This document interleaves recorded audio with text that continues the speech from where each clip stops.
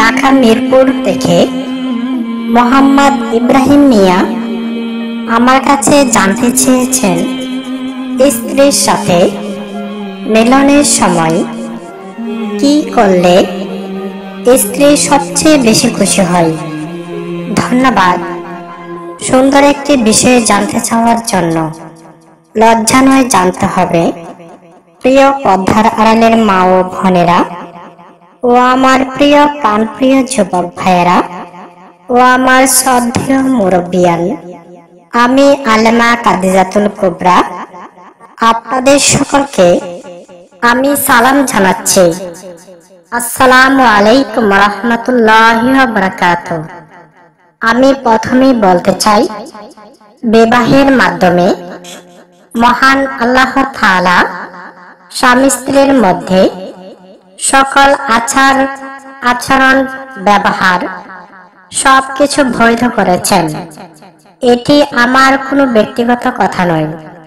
আপনারা অনেক বুদ্ধিমান, আপনারা নিজেরাই বের করতে পারবেন। পবিত্র কুরআন শরীফে সূরা ফাতিহার পর সূরা আল বাকারা, এই সূরাতে খুব সুন্দর করে মহান রাব্বুল আলামিন আমাদেরকে বলে দিয়েছেন। সূরা আল বাকারা 223 এবং 222 নম্বর আয়াতে সুন্দর করে উল্লেখ রয়েছে, সহবাসের সময় স্বামী এবং স্ত্রী রাতের বেলা বা দিনের বেলা সবকিছু বৈধ, তবে কিছু শিষ্টাচার রয়েছে। এই শিষ্টাচার গুলো মেনে সবকিছু জায়েজ। যেমন স্ত্রীর পিরিয়ডের সময় এটি করা নিষেধ, অর্থাৎ স্ত্রীর গর্ভধার দিয়ে সহবাস নিষিদ্ধ।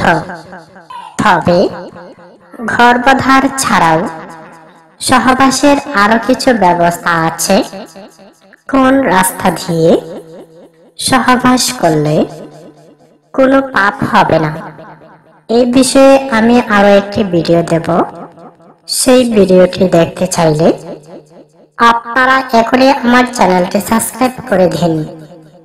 প্রিয় যুবক ভাইয়েরা, এছাড়াও খোলামেলা স্থানে ভোজদার শিশু বা পশুর সামনে পূর্ব পশ্চিম দিকে মাথা রেখে সম্পূর্ণ উলঙ্গ হয়ে মিলনের কাজ করা যাবে না।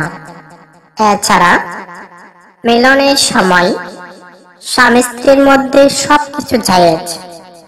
এই ক্ষেত্রে একজন পুরুষ যদি স্ত্রীর সাথে সরাসরি কিছু না করে আধা ঘন্টা পর্যন্ত আলতোভাবে আদর সোহাগ করে নিয়ে তারপর মূল কাজ করে, তাহলে সেই সহবাসে দুজনেরই অশান্তি বেশি আসে।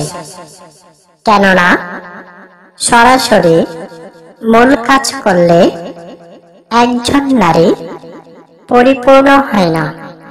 আশা করি বুঝতে পেরেছেন। তো প্রিয় যুবক ভাইয়েরা, এই ছিল অল্প সময়ের আলোচনা।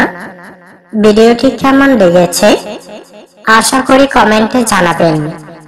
যদি আরো কিছু জানার থাকে তাহলে কমেন্টে জানাবেন। কোন দেশ থেকে ভিডিওটি দেখছেন সেটিও কমেন্টে জানাবেন। আজকের মতো এই পর্যন্তই। সকলেই ভালো থাকবেন, সুস্থ থাকবেন। সকলকে ধন্যবাদ জানিয়ে আমার ভিডিওটি আমি এখানে শেষ করলাম।